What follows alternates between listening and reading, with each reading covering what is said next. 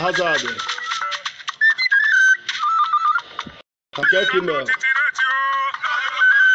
Happy Sunday, Hazard.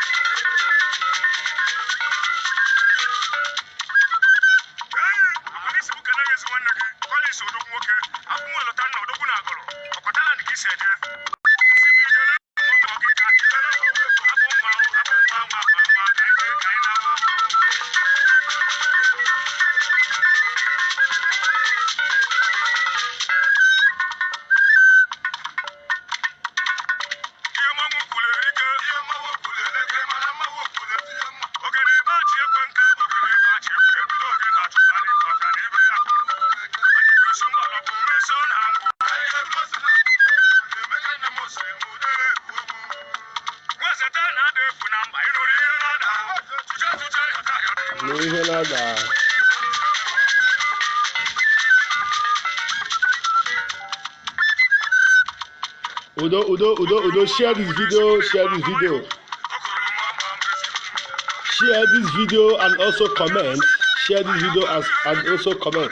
Share this video so come the matter where ka batagasia before I begin our program today. I want a great program today. Oya bakono also.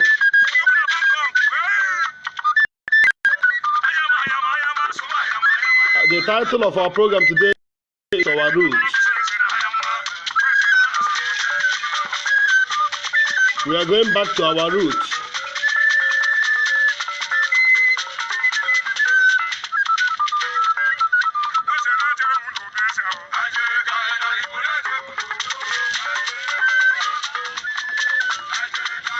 My man, Zico Benjamin.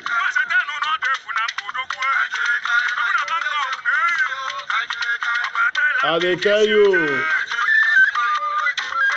Zico, Arab money. Oh, what Enugu State, oh, Enugu Kisi. Happy Sunday, Zico. Arab money, happy Sunday. Share them this video, share them the video.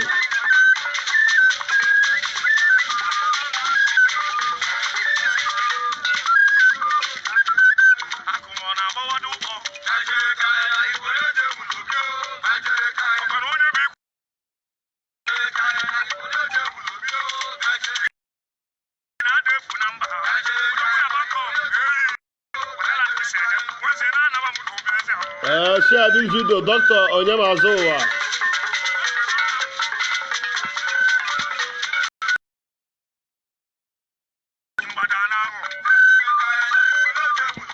It's what I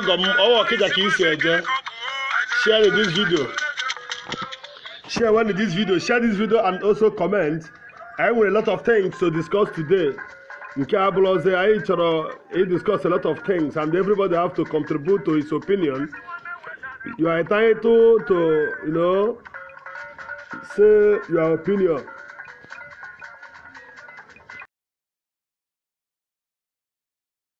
Personal opinion. We need to go back to our roots, to where you belong.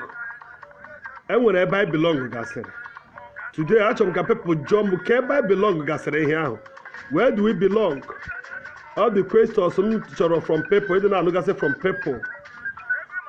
Where do we belong? How can we go back to our roots? You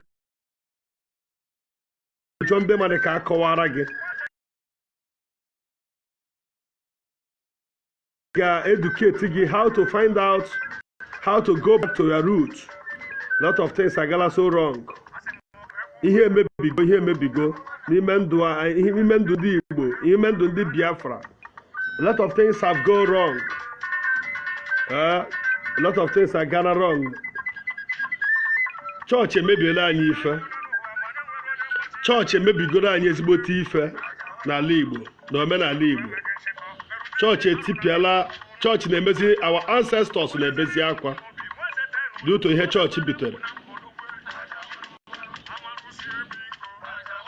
Oh, Emmanuel, Emma Jesus, Emma Jesus.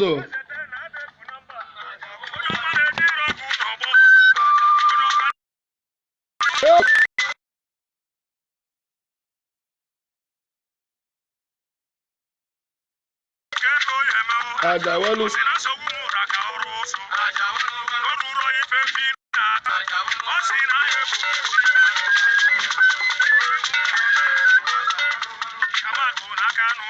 I remember you this morning only to tell you to keep calm.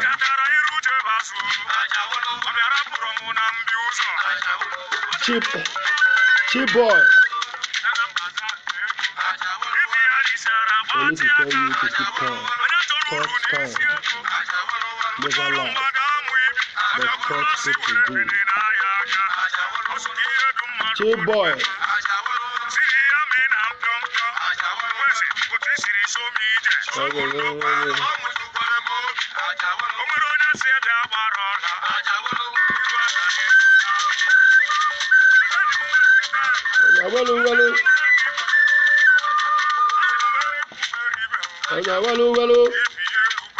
Ajawalu. Chibo, I don't understand you.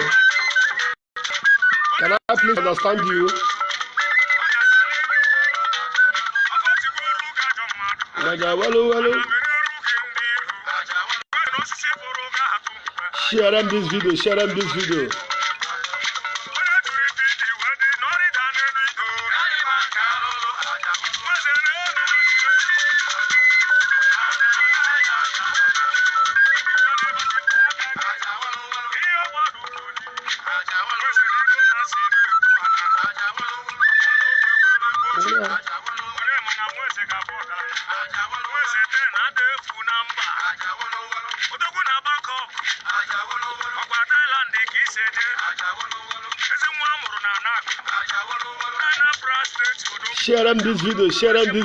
this video and also comment.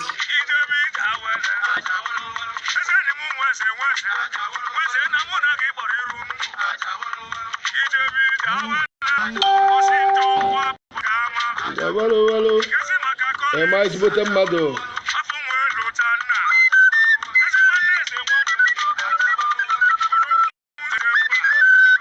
Am I Jesus is bottom mado?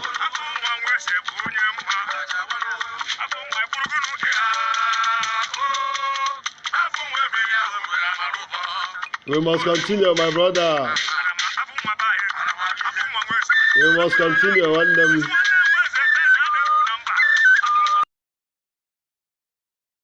Continue. Happy Sunday, my beloved brother. Share this video. We must continue.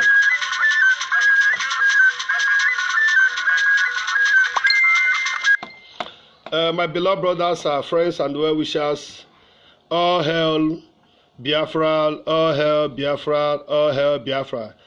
IPOB, one family. IPOB, one family, IPOB. Biko Nambo, before anyị ebidogwa n'ihu today, I greet everybody. And I say Chineke Chukwu Okike Abịama, onye ihe ya na-adị ezi mma, onye nyere anyị ndụ n'ala ndụ, onye nke chekwara anyị na-asị ya ka ekene na mbụ n'elu na ọjịja mma dị n'aha nsọ ya, n'aha Jizọs. Today we a great day, a wonderful day, and also happy new month to my friends and well-wishers all over the world. Your beloved brother Prince Kingsley. Nambo animation biko onye ọbụla chọọ my page Prince Kingsley TV. Add ya mu there, like ya mu, because na this one I didn't use now nke Facebook and I use now enwere ebe 5,000 member. That 5,000 member, a lot of people na add them, but no way to accept them. And then we're going to get delete obi abiyama. So add yamo na Prince Kingsley TV. Adiam na Prince Kingsley TV. That is my official page. My official page is Prince Kingsley TV. Google ya there, tia na Facebook gisa achaya Adiamo there, so that I'm not gonna be ganya. Back I get sisi when I make our comment. Back I get sisi na our program. I get happen say from here. Or because okay Adiamo I na make the program so okay na you can update. So like our page anyị there, like our page anyị Prince Kingsley TV, because nke ejugo nke mepeziri ọfụrụ ịnụ ahụgodi na ọ na-agakwa nwayọọ ka unu na-eme nke a ka Chineke gozie unu n'aha Jizọs. Na-atụfughị oge anyị hụrụ m ezigbote enyi m agafe ikere my friends Prince Mark Isaac Ziko ọnwa afọ ngwa ezi nwa afọ ngwa ka ọ bụ osisi ọma ngwa na ọrụ osisi ọma ka isi eje defender nwere surname ana m asị ya mara gị mma. Prince Mark, happy Sunday brother, the best to you my beautiful brother, thank you so much. Emma Jesus, we must continue, we are not going back. Ịlaghachi n'azụ bụ ọnwụ na ịga n'iru bụ ndụ. Biko nyere m aka gbasa ozi a ka I share this video as because I na-share ya, people will be coming, people ga-amata yes na ị nọ ya. You know, na ya bata go live today. Ha bata ka abịa nụkwa n'ihe ohi otu kwuru taa. So today, our program today, the topic of our program today, let's go back to our roots. And I need questions from many people. I need questions from Kemgasa today. Actually, people now can you mean by going back our roots? I mean the people that don't understand what I mean by going back to our roots. Ndị na-aghọta wee a need them kono jọọ ka m shagya very well. I want to chọọ because I would a lot of people na-achọ ihe ka emenwe ihe. My WhatsApp number there, dere m ihe inbox. I will, get back to you in a way that you understand. If you request my WhatsApp number, I will give you many things explain if you can be able to, Ejo. So the time have come by Gijelache back to our roots. A lot of things have went so much wrong. A lot of things. Did they go our 4-5 fathers? Ndị nna na nna anyị emefego n'ịhapụ ebe ha siri bịa ụwa wee so zoo ije onye ọzọ na ndị ọzọ. A lot of things have went so much wrong, especially ebe ọ gara too much wrong ahụ ndị nọ n'ụzọ ije. A lot of the 80% of Biafrans nọ n'ụzọ ije nọ n'ahụhụ, ha nọ n'ihe ime mgbu, ha passing a lot of difficulties. Nke ha na ha ekpere mee fasting and prayer, send ego n'elu send ego n'ala in order to liberate themselves. A lot of our brother Chinelo Gold, how are you doing? We need to go back to our roots. There is where you belong to. Start asking yourself a question: where do you belong to? A lot of things have went so wrong, of which before I hear Mekota, a lot of things hear me bigoro nanduani or gonna be too hard. We find it very difficult because a lot of things have gone so wrong. Because ani hapuru zomukwija where we born from. Our culture saw another culture. Many effect. The young youth are suffering. The young youth, the whole families, about 80% family in Biafra land are suffering.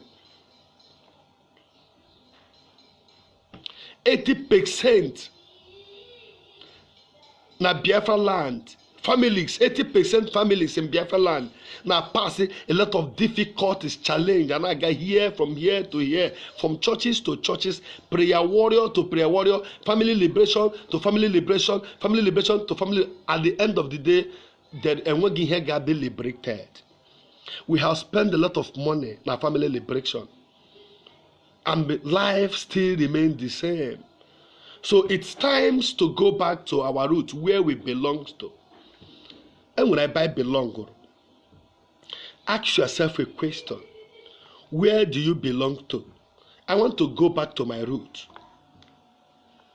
Ask yourself a question: I want to go back to my root. I want to go back to my root. I need them questions from people. I want people to share my video. People are not sharing this video.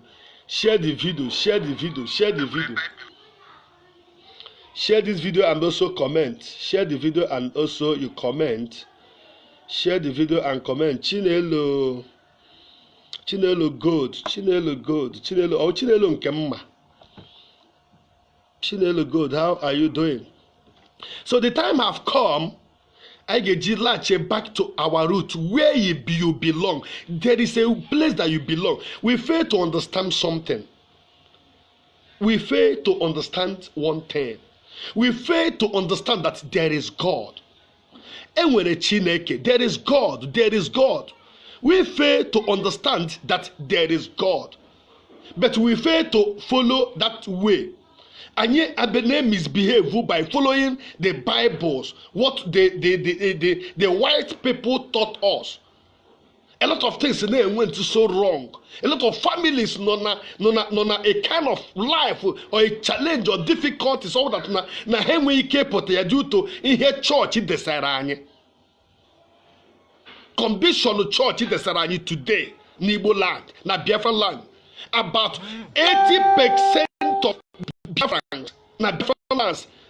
land no na critical condition. The 80% of Biafrans no na critical condition. Why? Let's go to China, Indonesia, Israel. Or would those people know about God? How about God? But to ke ihe mere na iji bebe buru ihe ndị English ndị oyibo kụziri anyị buru ya n'isi ya na anyị Igbo anyị. People aghasacha where they belongs to. We're all for maybe a lot of things. People now suffer. People now pass a lot of difficulties. Before getting before get make a struggle. Let's go back to our roots. Let's go back to where we belong to. There is a where we belong. And when a bias reporter, and what's your about their culture, and what's your in here, I could remember years back, Mama na Pamo Hapoto tour, Hapotano to Hapo Sobunowa. Hapuko esoblo ano tutu akpobo lewanya nwanya kuoku kubioku ekuchoku n'ụtụtụ ha na-asagodi ihu n'ụtụtụ ha na-ekwu okwu na-akpọ anya na-akpọ oseblo ụwa ekekere ụwa chinka bịa goziere m ụmụ m bịa nyere m ụmụ m aka ka ụmụ m gaa n'iru kpuchie anyị chekwa anyị obizi otu ihe anọzi na fire Holy Ghost fire Holy Ghost fire this Holy Ghost fire in a fire. Owo na fire ya gaga jecha chọpụta that na enweghị ndị na-emejọ gị ọbịa chewa azụ ị ga-ebolikwe ya. I need me question. Nobody is asking me question. Nobody is asking me question. I need them question on Gaza. A lot of boys, yes, mothers, non a difficult condition. Hey, buche. A lot of people non a difficult condition. Hey, buche. A lot of people are gathered many places. They have put their step many, and when they behind their step, but their food in order to find out the solution of their problem. All is in vain. A lot of brothers and sisters, mothers, fathers, in order to find the solution of a family. In order to family come, but and what he had talked about today. A lot of people have spent billions, millions of naira. Liberate their family. At the end of the day, they find nothing. A lot of people send their millions of nairas to many people in how those and those in car. At the end of the day, they find no solution. A lot of people are calling the pastor Ghana family liberation. Family liberation. At the end of the day, no solution. The family still remain the same. Why can't you go back to where you belong to? Why can't you go back to your root? That is where you belong. And where a baby belong. And where a baby belong. And where a baby belong. Why can't you go back to where you belong? Why can't you ask yourself a question and go back to where you belong? Even if that your father is a pastor, your father is a reverend father, why can't you call your father? Papa, let's go back to our roots. Because things have been very difficult. Things have been very difficult. Can I go on Yezoku?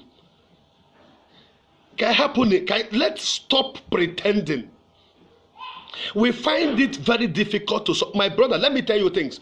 Owuru to Chineke siri gozie the Biafrans.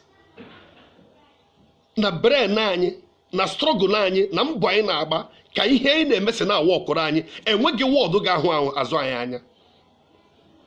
If otu na otu anyị si agba mbọ, our ladies, our girls, our mother, our father, anyị nwa otu anyị si na-agba mbọ. Owu no otu a ka o si na awọkụrụ mụ na gị anyị nwa the Biafrans. My brother, we will never lack anything.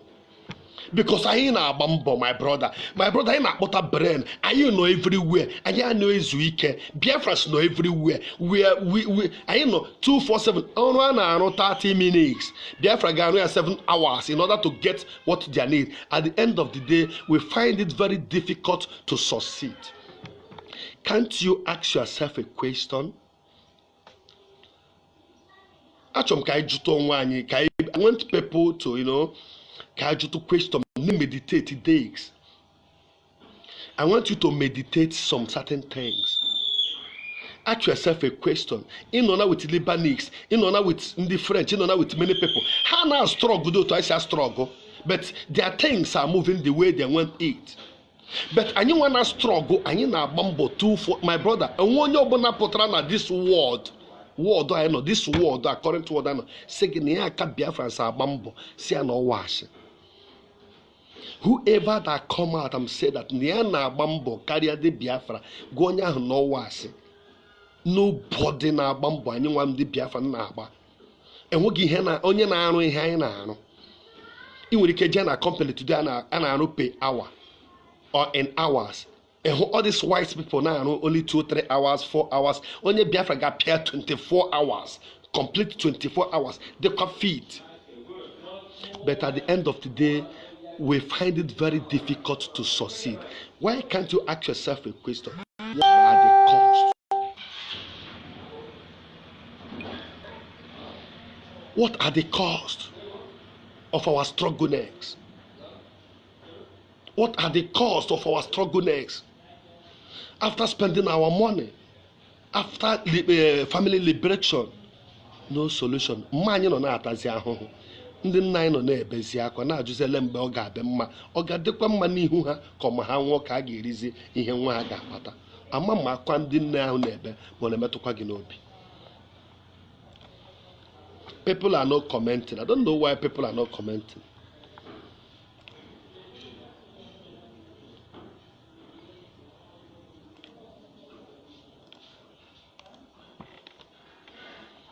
Ama ma akwa ndị nne ahụ na-ebe ọ na-emetụkwa unu n'obi. Ama ma ụlọ di ahụ anyị na-agabiga for many years ọ na-emetụkwa unu n'obi.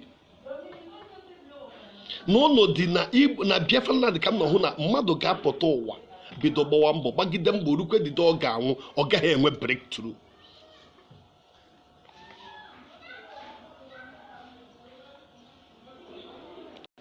Na Biafra na dị ka m na-ahụ na mmadụ ga-apụta ga-ebido gbawa mbọ gbagide mbọ ọwụghị you keep on struggling struggle ruo the day ị ga-ebuba gị n'ala but ị gaghị enwe ihe imere achieve. What are the costs? Ka bido jụọ na onwe anyị ajụjụ ugbu a oge ka na fọrọ anyị. The solution is let's go back to our root. Enwere ebe anyị siri bịa. enwere ebe anyị sịrị bịa, let's go back to the enwere mmụọ ala ndị anyị chefuru, ndị anyị ha forgetere, ndị anyị fili na onwe gị ihe ha ọwụ ndị ahụ ndị na-eri anyị nri n'ahụ. Let's go back to our root. Chineke the church dey pray. Nobody si gị ekpere ekpere, nwenye si gị agala church, nwenye si gị visitele pastor gị. Visit your pastor, go to church, do whatever that you want to do in church, but go back to your root. Know where you belong. Mana ebe isi na-abịa, mana ndị gị na ha so na-ejenụ. Some people na-efili na-enwe ndị na-agwọrọ ha ọgwụ na nne na nna ha ji ha, papa ikwu na ibe ji gị, enweghị onye ji gị, gị nwa ji onwe gị.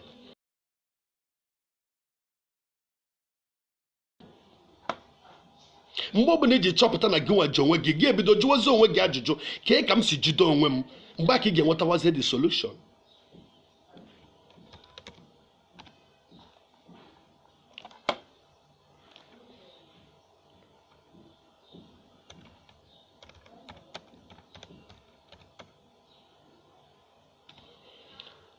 Mgbe aka ị ga-ebe nwetawazi the solution. A lot of things are gonna too wrong in our life. A lot of things have went so much wrong in our life. Obieze Johnson, nwanne m ezigbote mmadụ, biko ahụrụ m ya post he posturu ebe a few days ago. Yes, ahụrụ m ya post he posturu ebe a few days ago. Nwanne m, Chineke gbaa gị ume, my brother. Chukwu gbaa gị ume. Chukwu gbaa gị ume, Obieze Johnson. Chukwu gbaa gị ume. Ọsọ Chineke mara nke ka mma. So Chukwu mara nke ka mma, nwanne m. Chukwu mara nke ka mma. Take heart. Take heart. Obi sie gị ike. Ebe na-akwa ka onye na-enweghị olileanya. Na Chineke ga-emere gị ụzọ n'ebe ụzọ na-adịghị. Akwụkwọ ya wetara ya were, ọ ga-enyekwa gị nke ka nke. Yọtara. Obieze, obi sie gị ike, nwanne m. Obi sie gị ike. Enweghị ndị iro aga ebutuwo gị. They want to bring you down, but they cannot be able to do that because God, our ancestors, is with you. Obieze, jisie ike, jisie ike. Jisie ike, nwanne m. Jisie ike, nwa efe anyị eme gị. So dịka m si na-ekwu, we fail to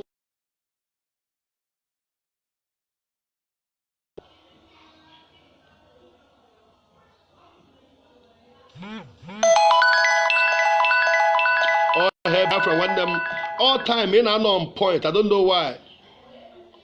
Chukwu na-edum in and on point 247.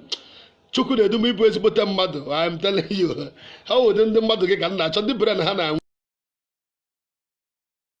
Mark Nkemu ka mere happy Sunday, happy new month to my beloved brother. I became an announcement here before, maybe to come repeat prayers because I need a page.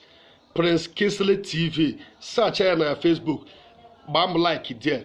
And one brother go back again measure our program because Facebook Julia I went 5,000 members. And once you say there and where you and when only get delete it would be a you know. So because like a page and I am working on YouTube, Prince Kingsley TV. You got a YouTube search Prince Kingsley TV, search like why you like it there. Subscribe out there. Can you men kaka Chineke goes again Jesus. From AU, one them cake and the AU women, one them. My regards to AU people, my Biafrans in AU. So, my beloved brothers, friends, and well-wishers, the Biafrans main important. What are the cost of our problem? Economy here, and I will still repeat it. And we the Biafrans are bambo all over the world. Enweghị onye ga-apụta, enweghị anybody ga-apụta na this world from United States, both Israel, both Russia, both China, ga-apụta sị gị na ya aka ndị Biafrans agba mbọ.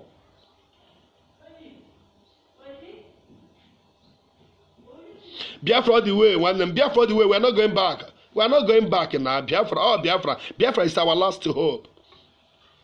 Biafra is our last hope because and nobody will come out bodily. Back in the aka, even Hana Chanyu Acho, Eputane Bonyo Chano, Nena Chono, Jogi, are you a Nigerian? Is here, what tribe are you from? Is here from Igbo? When he will know. Because I'm that na the strength are there. I did too creative, I did too diplomatical, and we name everything. But can you say that we are struggle to live after everything? We find it very difficult to succeed, and we fail to ask ourselves a question. The answer is this: let's go back to our root, where we belong to. Indeed, our ancestors iwe na-ewe ha. Ndị nna anyị na nna anyị ha emefewo.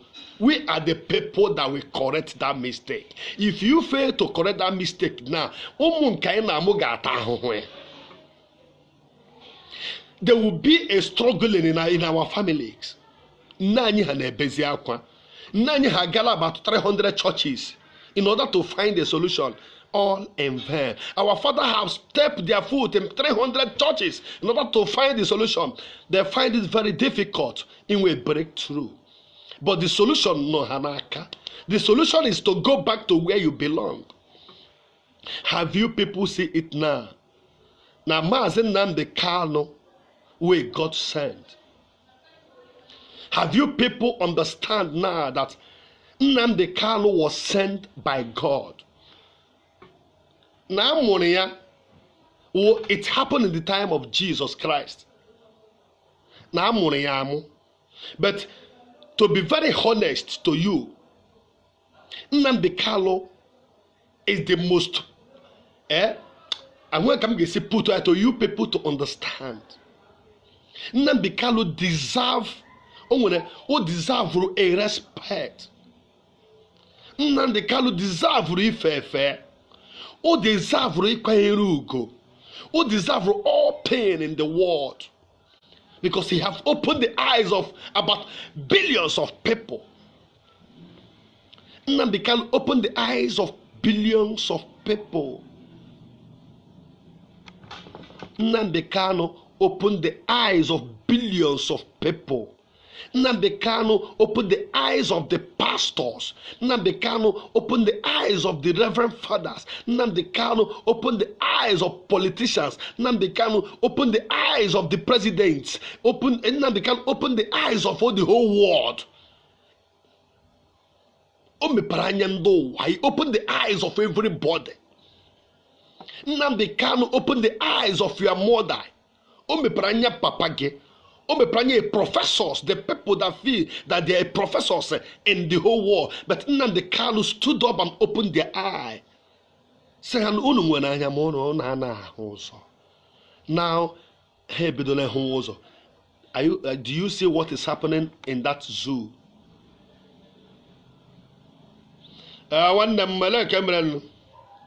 Udo, happy Sunday, my brother.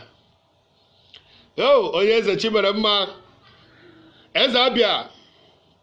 Eze Gabriel Mba. Ezigbote eze. Number one eze. Anyị nwe na Dakar, Senegal. Ọrụ ọma niile na-arụ Chineke ga-akwụghachi gị mmaji kwuru mmaji n'aha Jizọs. Chukwu okike abịa makwa ga-akwụghachi gị ọrụ ọma niile eze Abia na-arụ. I will tell you, ọwụ ụdị ọrụ ọma ka anyị chọrọ ka a na-arụ na Biafran land. Ịhụ ebe nwanne gị na-eti gị enyere ya aka. Eze Abia, ị ga-adị n'ụtụtụ, ị ga-adị n'efife, ị ga-adị n'abalị. Ị ga-adị ka echi a na-agwụ agwụ. Onye na-echere gị ihe ọjọọ oge iji ise wee bụrụ enweghị onye imejọ. Onye imejọ aka gị dị ọcha. Eze Abia, ị ga-aga n'iru, ị ga na-azụ ka afịa mana ị ga-ana ka afịa. Ị ga-azụ ka afịa, ị ga-ana ka afịa, ọ ga-adịrị gị mma n'ụtụtụ, dịrị gị mma n'ehihie, dịrị gị mma ga-adịrị gị mma.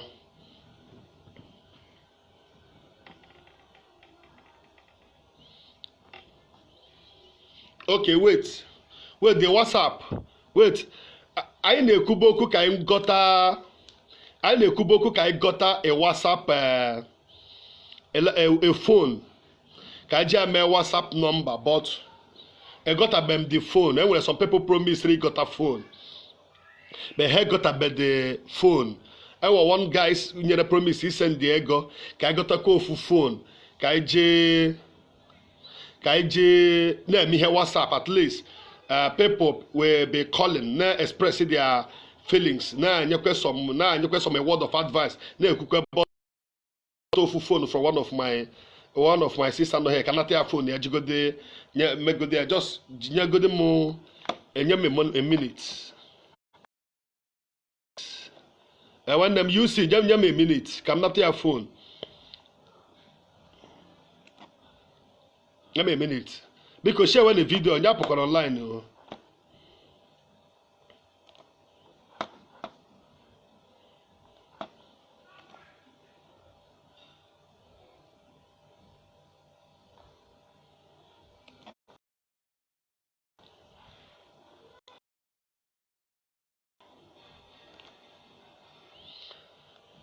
nga wata phone wo bro ge na but oga awukwa ogu phone I got a phone me official nga me konyo bra man here our official line but na nke agodi nke nga nata gode mmadu na ka nata godi ya hold on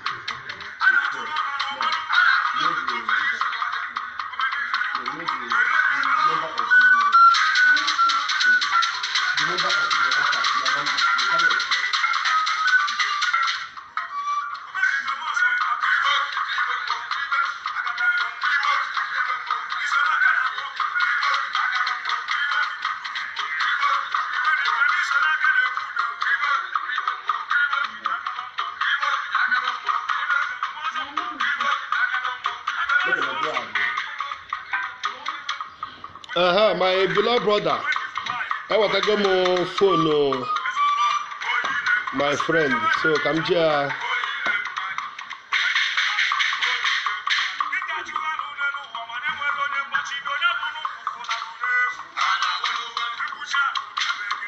well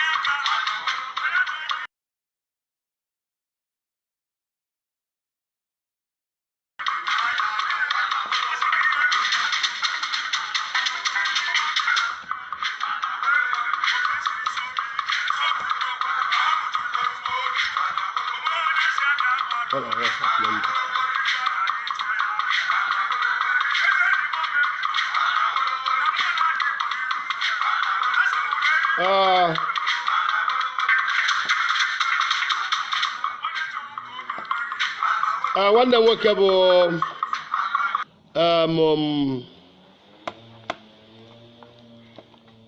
the WhatsApp number. I'm gonna target the WhatsApp number now. But the WhatsApp number, I will get my WhatsApp number. I will get this. I my WhatsApp number here. My own private WhatsApp number. Show me use here. But people say that I get send their phone. Okay, I want a phone where our official WhatsApp number. I name a program here so that people will be calling because everybody is entitled to his opinion. And I'm a kind of person I like him. When I'm doing things, I will be like people would not contribute to their opinion because nobody no brain is an idol. So here WhatsApp number. If you want to call for today. But if you call today, don't call it next time because I will get my line, please. Please, I want my line. Oh, here the WhatsApp number. KKC pin it in here. Somebody should help me and pin this.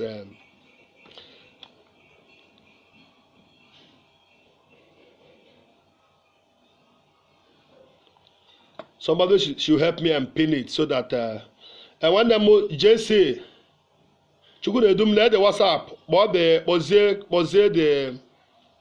call listen each other.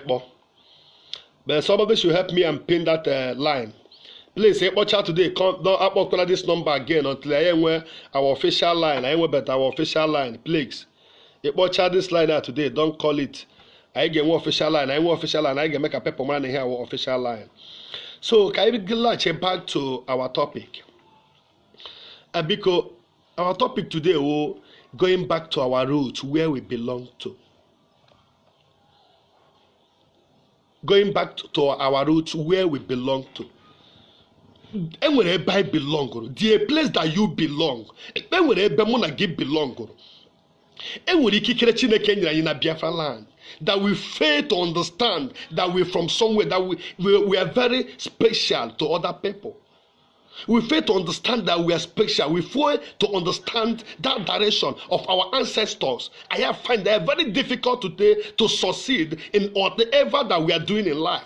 I not struggle. Getting work, you'll be struggle. Doing whatever, you'll be struggle. Being a pastor, you'll be struggle. Being a native doctor, you will struggle. After in your university to get work, struggle. Living, struggle. You get 3 square meal, but you are into struggle. Due to we fail to understand where we belong. Where we come from.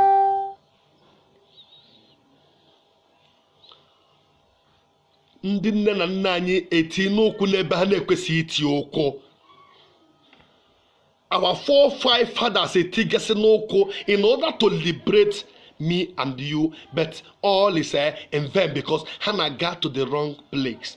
Mana Jono, have you people heard the importance of Mazi Nnamdi Kanu?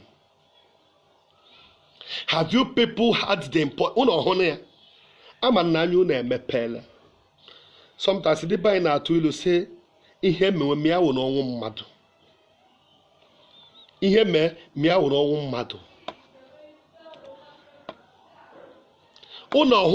Why the young man have been crying all this while? Why the young man have been crying all this while? They lecture a lot of people that feel that they are lecturer.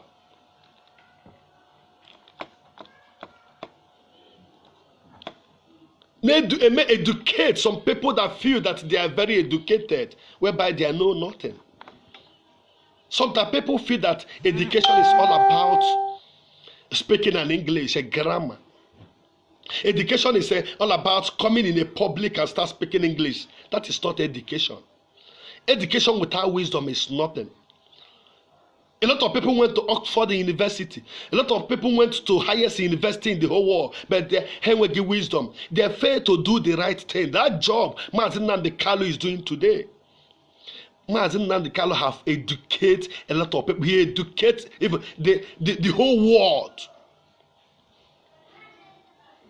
He educates the whole world. The whole world are in shock.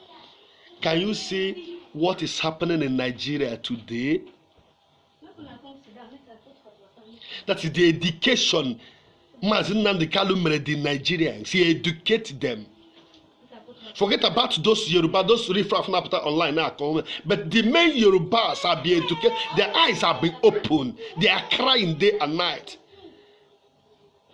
Our sons are crying day and night. Nobody is ready to answer one Nigeria. Nobody is ready to work with them anymore. All eyes have opened. Even the devils in Nigeria have open eye. Ekwensu gasi na efefe ni ma the whole winch na efefe ha me special anya. Ha sisi na ha ga efezi na ege nwe division na ha na efezi. Ihe ofu onye mere. Where are you all this while? You that feel that you were the most a professor, educated your people. You that find you were a professor, you went to many schools, you went to many universities, you study whatever, science, a lot of things.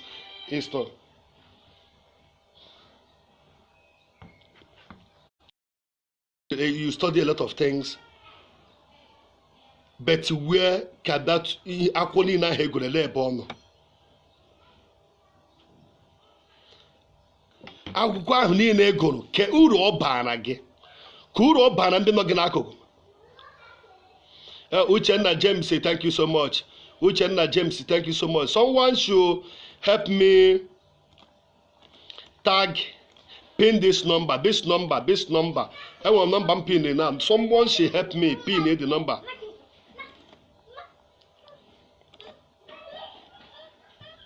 You that feel that you went to Oxford University.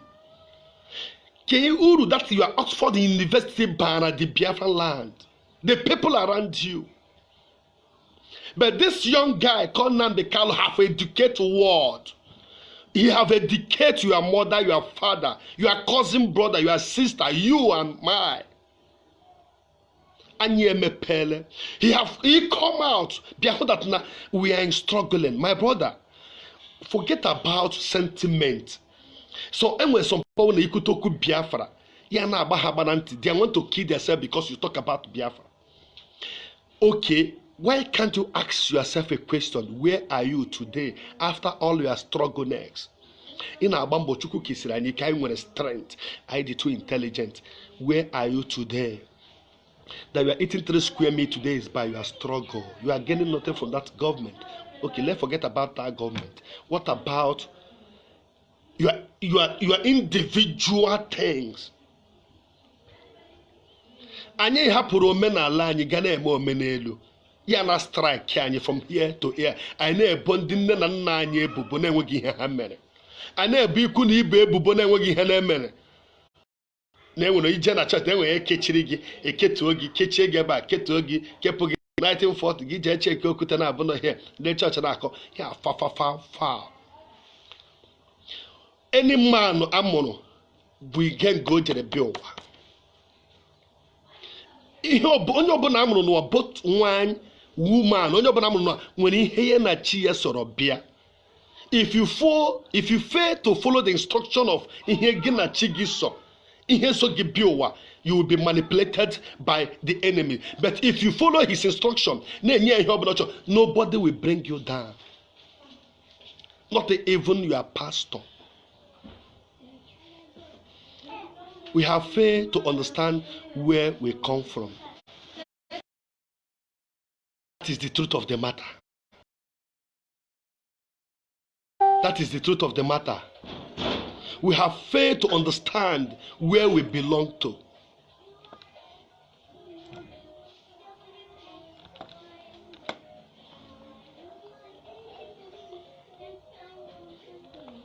We have failed to understand where we belong.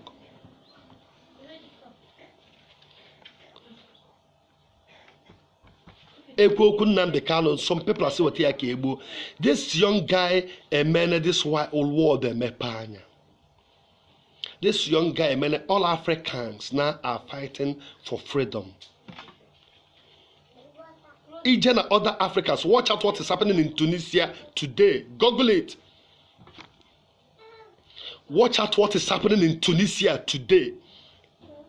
Tunisia say now the whole conference, since that he were Tunisia, and each channel want a first a president or one president or a governor or a minister or a house of representative. Then when any position you go now, federal government in Tunisia before, you must quit. You get quit. He need in Tunisia now to reshuffle Tunis. The people that know nothing about politics should come and take power in Tunisia. Revolution. Now, what happened? Maybe the revolution in Tunisia, the president of Tunisia said, ordered the military, say, shoot aside, that you should shoot anybody for any banana canvass against the federal government of Tunisia, that you should shoot them. The military say, no. I see the president, no. Do you want me to kill my people? Because those people are going to Tunis. It's a military of Tunis, but one be Tunisia. The military say, no. Now, they will not try it. The people put through her born. The people have to protect that you want us to shoot. No, Mr. President, respect the instruction. Follow the direction of these people. None and then you have to step aside. He stepped aside. It may execute to cop and they throw him into a prison. The Tunisia revolution from A to Z, from Ipekele to Edum, says they participate in any position. No Cheche. Nothing like Ochichi na Tunisia for you again and forever in your life. Ihe notara from Mazi Nnamdi Kanu. The eyes have opened. The eyes of all worlds, all African countries have opened. One president na Cameroon, Kezahia, say na Niagi Agazi another tenor. And after 2 years' time, Tony Yago, that he's not going anymore. Relax. Because what? Ndavorian, no, because the eyes of them have opened. Onye meperanya, Mazi Nnamdi Kanu. When we are talking about, who the only Biafrans come meperanya? O mepere world come meperanya. He opened the eyes of the whole world. He opened the eyes of all Africans. He opened the eyes of me and you.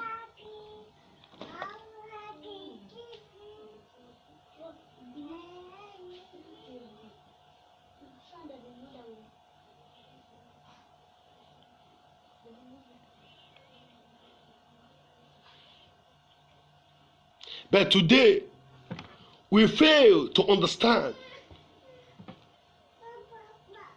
We fail to respect the young man.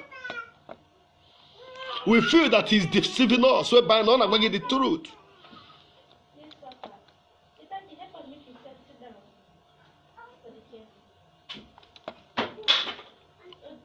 None are getting the truth, and nothing but the truth. Oh, Emmanuel Nnadozie. Emmanuel Nnadozie, one name is Mother. Thank you so much, my beloved brother. Thank you so much, Emmanuel Nnadozie. On one for Marka Patron, Emmanuel Nnadozie. Patron, Emmanuel Nnadozie. Patron, Emmanuel Nnadozie. Oh, Marka Kiseja. NNUG. Chokogozege. Nnamdi ahụrụ gị nwanne m, one family, one family.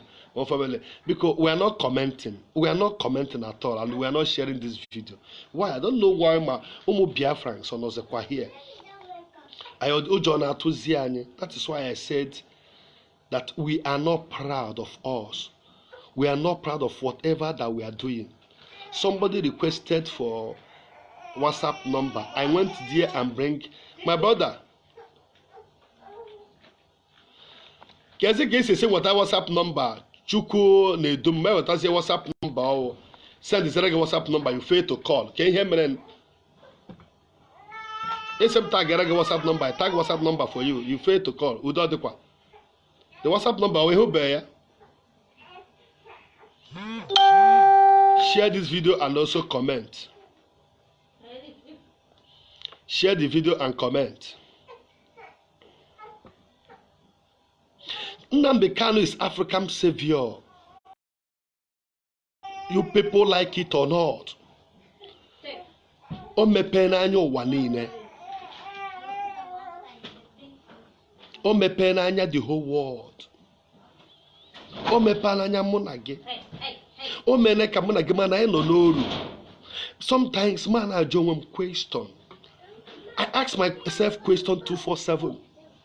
Let me come back to our place. For example,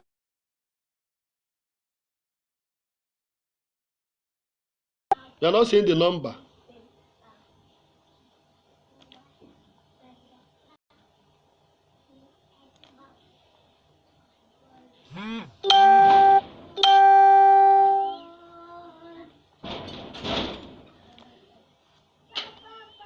You have the number now.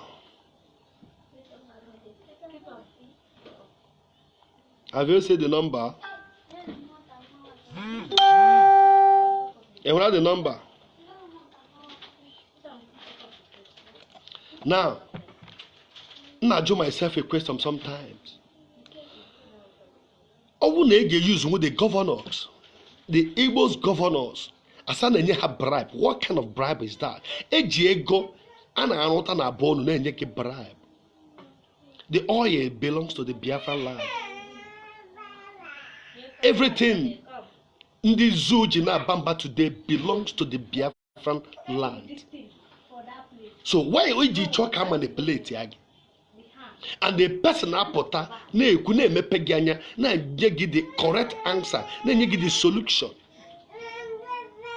What is the problem? Sit down. Let me go and stop me.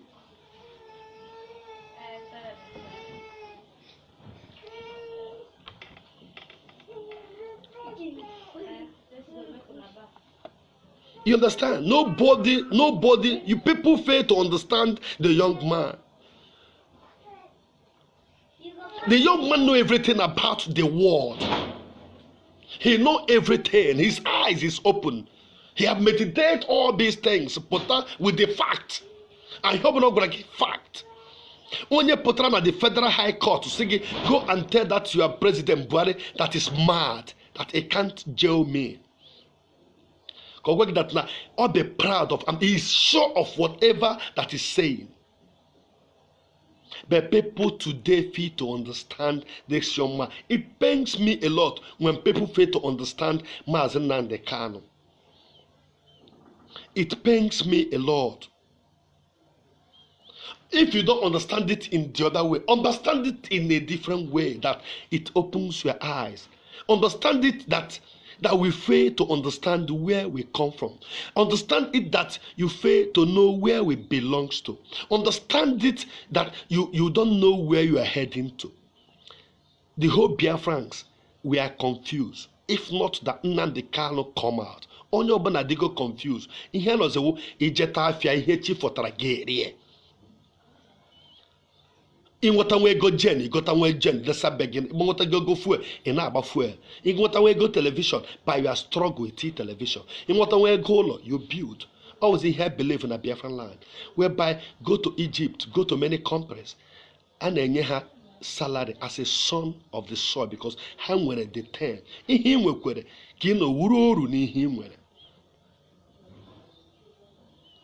Iwuru oru, iwure slave n'ihe nwere. Ihe gị ka iwe slave, and you are proud of that.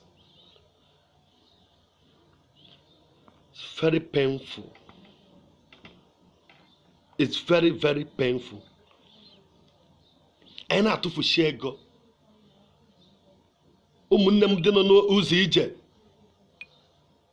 Ụmụnne m dị n'ụzọ ije na-agwa gị ego na ha na-atụfu. Iji hụ ebe a na-achọ way out. Agwa gị ego na na-atụfu na-esend gasịrị. My brother, ka m gwa unu nke bụ eziokwu.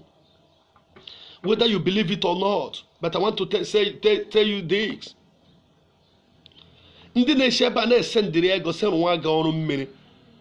Nwa ga ọrụ nke a, it's not working. Ọnụ ihe ọbụla ị rụrụ ga-anọ korokoro arụ gị ya, ihe na-akọ bullshit. Kama onye ahụ ga na-arụ gị ọrụ a ga-agba gị, ọwụ na ha na-agwa nwaanyị eziokwu. Nna gwa gị all that say that na ị ga-enye ha ọrụ eme nke na-akọrọ gị bullshit. Ọwụ na ha ga-agbanwu gị eziokwu sị gị na ihe ga-emewu ịyọrọ gị onye ụwa gị, yọrọ gị ndị mmiri gị ka ha nwetụrụ gị ndidi, mepere gị ụzọ ka ị nwee ike wee jide ego wee bata ka ị rụzie ya face to face. But ọrụ nke a rụrụ online by network a ọ naghị awụ ọkụ. I know where I come from. I'm nwa agụ isi ọzọ. Agụ ka nwa agụ ka nwa agụ. a na-ekwu okwu agụ ọwụkwu obere agụ ji the whole community. Agụ isi ọzọ anwụ agụ isi ọzọ ọmụ bụ ofu agụ isi ọzọ. So you have to believe me ma nna agwa gị okwu.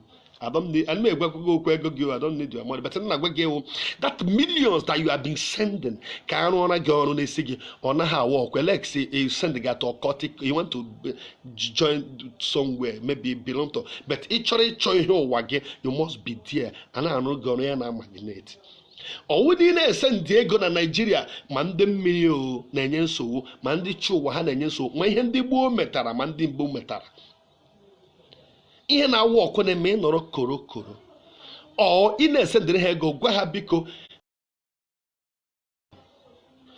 ndị mmiri na-enye gị nsogbu, ha yọọ ya, ha ga-anyetụ ya oke ka o nwee ndidi ka o mefere gị ụzọ, ka ọ hapụ ịdị na-ebuso gị agha na ịbata ka ị rụọ ya.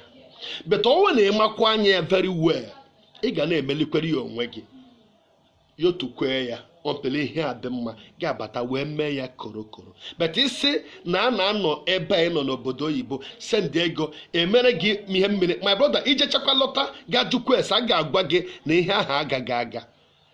Believe it or not, ihe ahụ ịrụrụ na ọ ga-akwa aka. Ị ga na-arụ ọrụ gị ihe uke ụwa, ị ga na-arụ ọrụ gị ọrụ mmiri, ị ga na korokoro. Even enwere ọrụ ị ga-arụ ọrụ mmiri n'onye ụzọ 3 na 5 na 6 ma ya ga-akwa aga. Mmiri shiri ike, ọrụ mmiri shiri ike.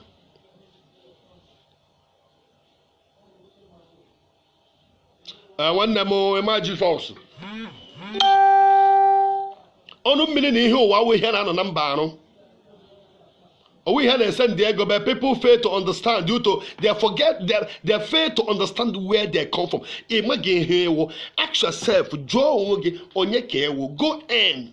Hapo flag by now will be an making us go in. Ebani mega Joe Wegi here. It's all in here game, Kematonye will Joe question. If there are people that will lecture you, Gamon on you, Malaki say full here.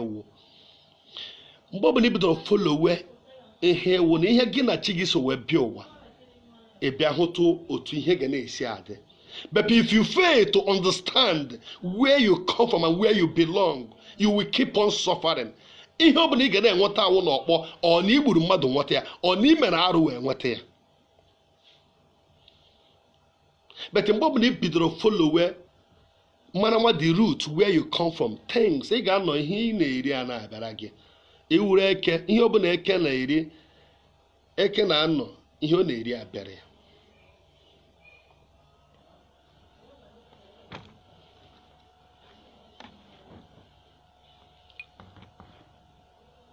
So my beloved brothers, oge eruole mgbe anyị ga-eji mepee anya.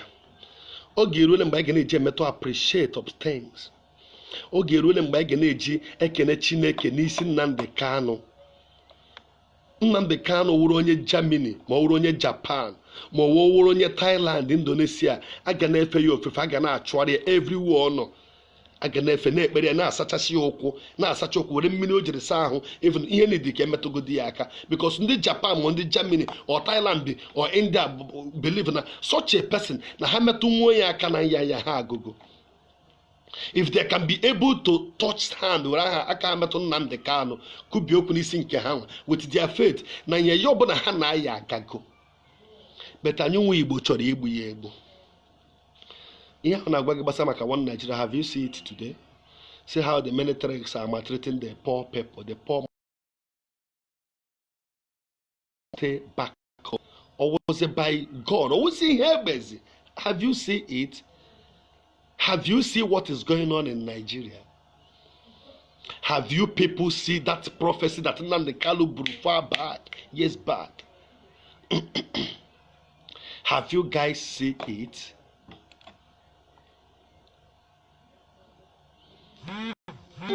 Oh no, honey. The young man on there bed.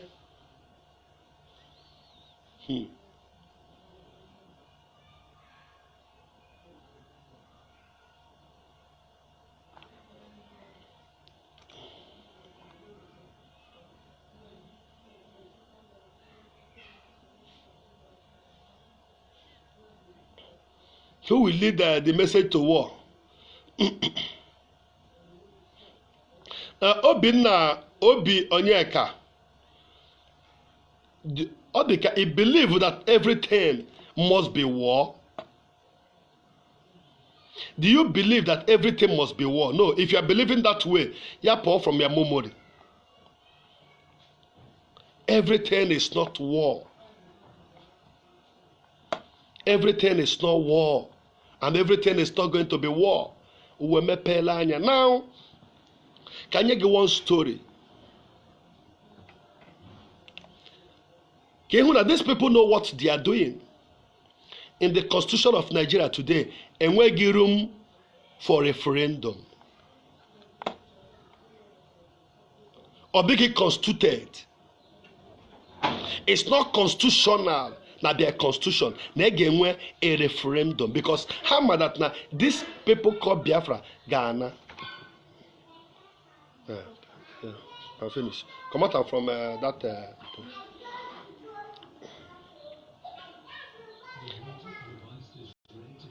How these people they are called Biafra, we go. And with the referendum, these people will make it and go. They are fair to attach that referendum in our constitution. These people fail to attach that referendum in our constitution, and then we get any complaint, then we get that referendum in their constitution because sometimes. You know what you hear in Catalonia about last year. It's on happened on Spain today. On happened since over years. On happened on Spain. Catalonia conducted a referendum. The militaries, the authorities of Spain, Abeme interfere, arrested some. At the end of that happened. Oh, when I went a referendum. Name attack that referendum in our constitution.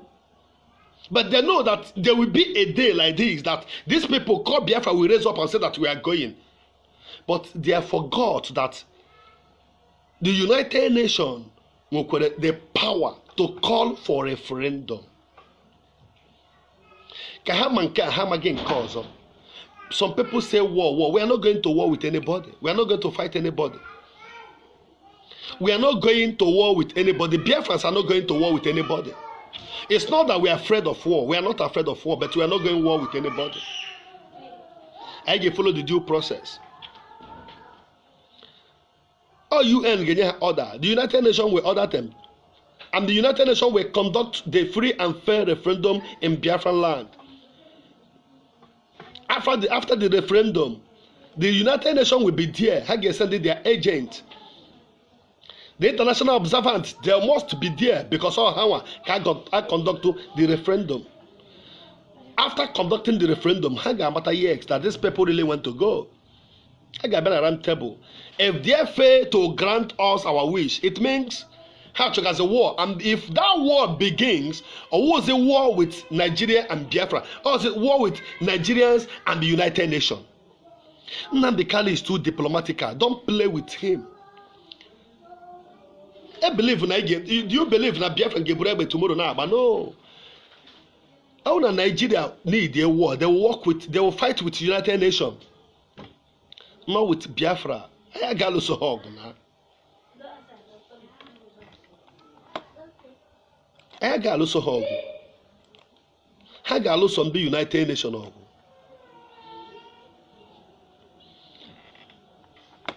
So, my beloved brothers, friends, and well-wishers, we need to go back where we belong to. People keep on watching me. Nobody is commenting. You keep on watching me. You are watching me. You are not commenting. So, can you hear the channel? You don't know watch. You won't hear not comment. You don't comment. You don't share the video. So, what else do you need from us? Because you need from us. It's a program. You keep on watching. You are not commenting. You have to comment. Because it's not comment, he says something. Ask a question.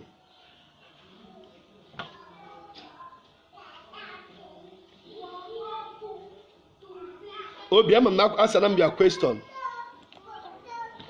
Now, come get there back to my business. My beloved brothers, friends, and well-wishers, the Biafran all over the world. Our forefathers have failed. Oh, can only the monarchy to revive in here now need to have failed.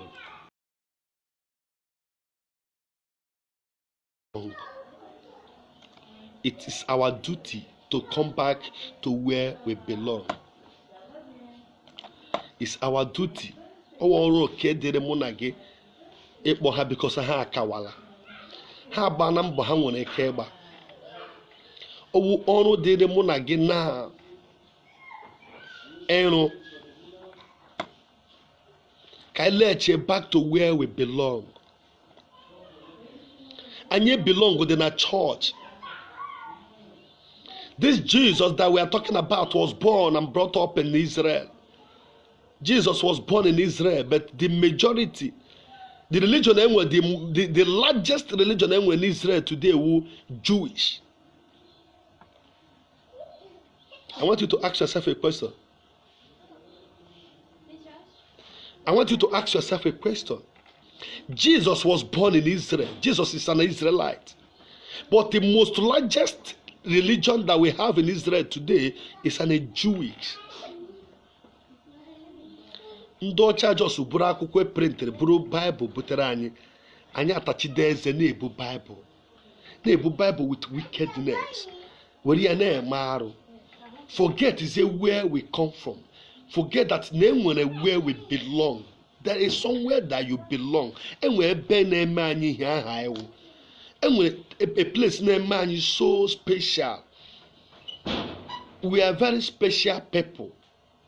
And we fail to understand that since that you are from Biafra, you are Igbo, you are very special. It is much important. It is extraordinary special. We fail to understand that area. And you choose it. I understand what I am saying. People be happy in misunderstand them. There is God. There is Jesus. Church there. And we're going to see it in a church. Go to a church and serve God. But believe me, in a serve church, man, big C, know where you come from. Man, where you come from. Know where you come from. The thing a man anyaro. The thing a man anyaro. A lot of people are talking for complete 40 years, no going out, no coming in, no progress in their life. They keep on suffering. They keep on struggling. They keep on calling pastors for family liberation. They keep on spending money by native doctors. They keep on sending money to different people.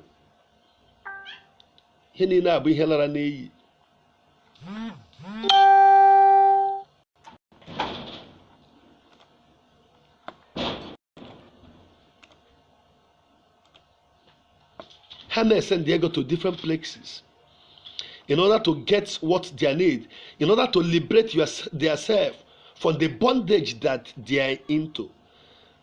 My brother,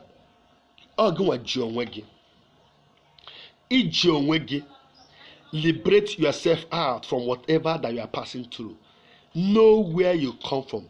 Know that no God. Mana chinka hogini aso. Enwere chigini aso nwannem. Enwere chigini aso. Enwere BC. Go back to your root. Ga meet amadi oha unu na nja bụ no fon na gị. Ga meet echu gị na soro bi ụwa. Ga meet ndị mmiri gị. Gị na ndị na-edu gị ije. Ndị na-akwaforo gị ụzọ. Nye ha oke ha.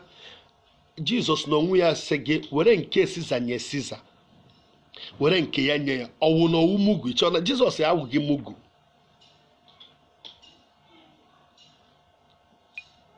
God is never mugu. Jesus awụghị mugu. Were nke Siza ka onye kwuru were nke Siza nye Siza. Were nke m nye m. Were nke Chukwu nye Chukwu. Were nke Siza nye Siza. These pastors, they fail to read this Bible in a way that you understand. If you really want to understand this Bible, meet in Ama Jehovah. Can I control you something? Anyway, he got from Ama Jehovah, Jehovah Witness. He got some certain things. Because these people that call themselves a pastors, They fail to teach you that plagues. Watch and here by the tithe. Hana go here a point that particular place of that tithe. Haga could go through here Bible about that tithe. And that tithe that we're talking about, the Old Testament. But the New Testament, Jesus will be pass here. Say on your bona. This tithe here, here me when this tithe here, Hana akoya. Eji na service de ụlọ nke Chineke ndị na-enweghị nne eji na-enye ha nne ndị na-enweghị otu o si edere ha ha na-abịa na chọọchị ihe eji eme gị kasị unu kwesịrị ịghọta ihe banyere tithe ya but ọwụzi n'otu a ka even a na-epost de account online eji akụ tithe ekwe ndị mmadụ asị weta mmadụ ka egbuo na ịtụrụ ashị. My brother, a lot of things na-agala ihe emebiela. Ihe emebiela, we need to come back. Ihe eme na our boys na-ata ahụhụ. Ihe eme na ndị nne na nna anyị na-ata ahụhụ. Ihe eme na mmadụ na-ata ahụhụ. Mmadụ na-eburu ihe ọ na-emetaghị na-eburu ya n'isi na-akpagharị. People are suffering. People are suffering. Ka jitukwa nwobere biko ana m ayọ ụmụnne m sị ha biko na this line anyị nke a ọ na-watch now. Oh, one name Johnson from Argentina. Johnson Keki mere one name. Keije one name happy new month also happy weekend. Keke Argentina mere biko onye ọbụla na ọkwa n'ime gbasara maka ihe na-ekwo ihe a. Biko achọrọ m iji ọhara mee ka onye ọbụla na page anyị Facebook mụ erugo 5,000. Onye add ya mụ na eme accept. Oh, very difficult. You must offend before you accept. So I don't want to offend anybody. I tell you, money offend. I created a new page, Prince Kingsley TV. Prince Kingsley TV. Because Google lawyer na Facebook okay. Buy a like there. So follow any because no gonna big anya. I got transfer everything to that Prince Kingsley TV. Back I gonna abasa ziozi. So kama na igabu.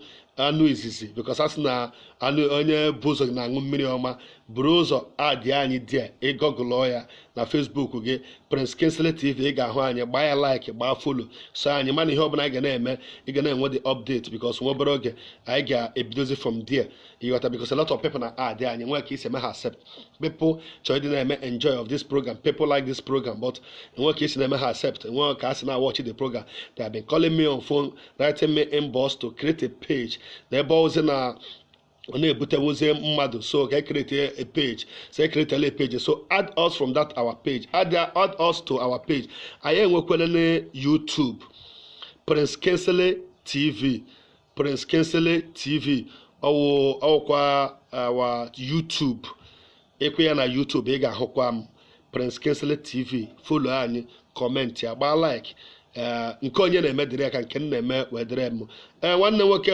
Ejike Ifeanyi Chukwu from Jakarta Indonesia ka Indonesia mere Ifeanyi ka Indonesia mere akụ Indonesia dị mma gbara udo ka anyị were kwere nwa obere ego na dị na agbapụtụkwu ya ọsọ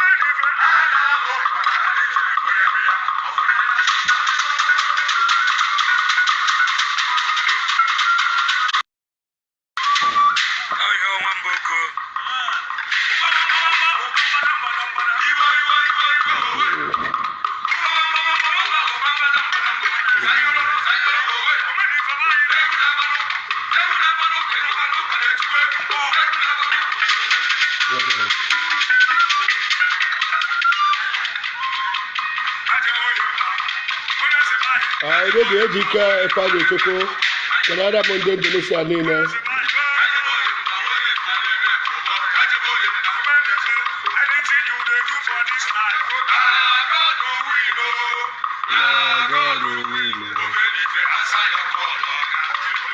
I saw your God,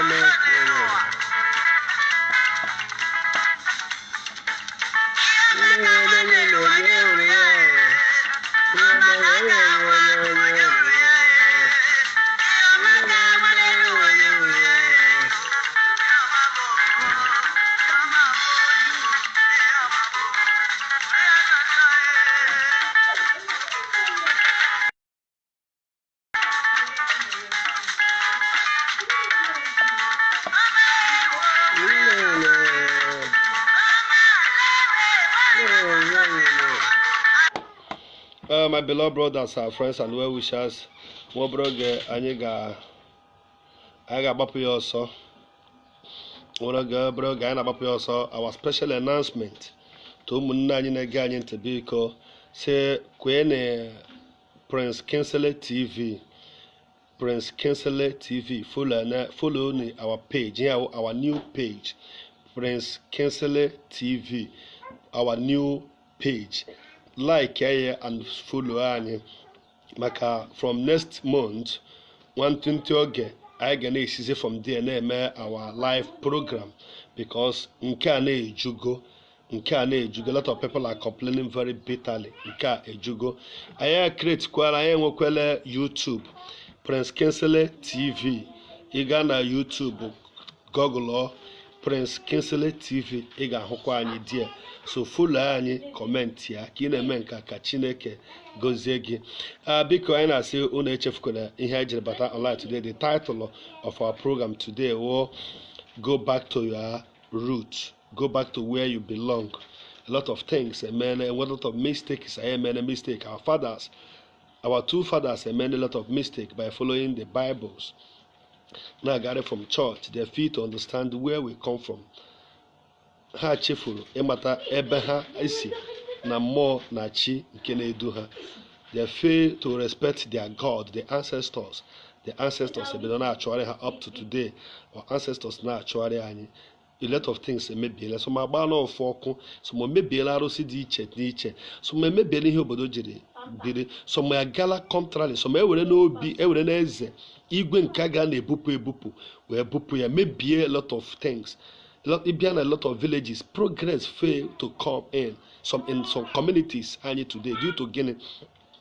Igwe ewu, enwere a community ọbụ that na akọrọ ọfọ bupụta ọkọ ọfọ kwụọ sị na igwe ewu inherit from this plagues na ndị a na-awụ ndị nwe igwe na igwe a ga-esi na family apụọ. Dịka ebe na Delta State today enwe ihe a na-akpọ obi na Delta State a na-esi na the family apụ obi iwu obi onye nwụcha pụọ the first son ya hụrụ dị obi first son ahụ nwụọ first son ha wụrụkwa dị obi. But ịbịa na Igbo today, ịbịa na Biafra land today, emebiela a lot of things. Ebe anyị were ego wee bute ụzọ. So I get a shovel a lot of things in Igbo land. Before ihe aga ọkụ ọfụma n'Igbo land, I nwere a lot of things to reshove. I get a shovel a lot of things. I get a shovel a lot of things. Ihe emebiwo n'Igbo land. A lot of things emebiri n'Igbo land. Achọrọ m ka ị jụọ onwe gị. I can remember na ebe anyị sigodi. Na my place I see wa mere. The history mere ka anyị mara that na igwe awụghị irritational na amen. Igwe awụghị irritational na amen. Ọ bịghị irritational ọ bụ ndị achị but today ekwene maka ife ego maka ihe ọchịchọ nke ụwa maka ife power tussle bugharịa ya ihe ọjọọ na-eme na amen. Ihe ọjọọ ahụ na-eme na many community today. Ihe ọjọọ na-eme na many places today. Ihe ọjọọ na-eme na many families today. Ebe achọga power, ebe achọga ego, a na-eme mistake. Eburu igwe bugharịa because na ịhụrụ na igwe a na onye ewe ogbe. Igwe a na-awọ enwe ihe gbasara ọgaranya na igwe. Enwe ihe gbasara ọgaranya na igwe.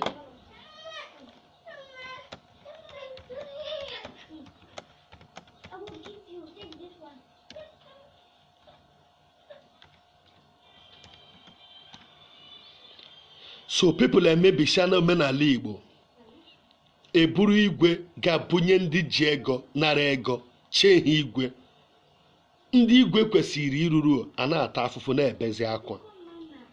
Ha efilie na ala ga-adị mma, ala ha ga-adị mma ọtụtụ emezie ya. Ala ahụ agaghị adị mma ọtụtụ emezie ya. A lot of things agala wrong. A lot of things agala wrong na Igbo, na Biafran land. A lot of things agala wrong. Atụjọ emebisiela mmụọ ala. Ebe a na-achọ power, enwezi eze nke na-ekwu eziokwu. Enwezi igwe gị na-ekwu eziokwu. Enwebi traditional chiefs nozi na be anyị na-ekwu eziokwu. Ha niile abara into politics. Ebe a na-achọ money, ebe a na-achọ power tussle. A lot of things agala wrong na Biafran land. Some ejela ụmụ ha mere ọgwụ ego. Some ewerela ụmụ ha gọrọ arụsị. Ebe a na-achọ power. Some ere a lot of things. Ebe a na-achọ power. So ihe ga-emezi na Igbo ebuka. Oge erule mgbe youth need to come up. You say what to? Okay, we are going. Okay. Greet your husband for me.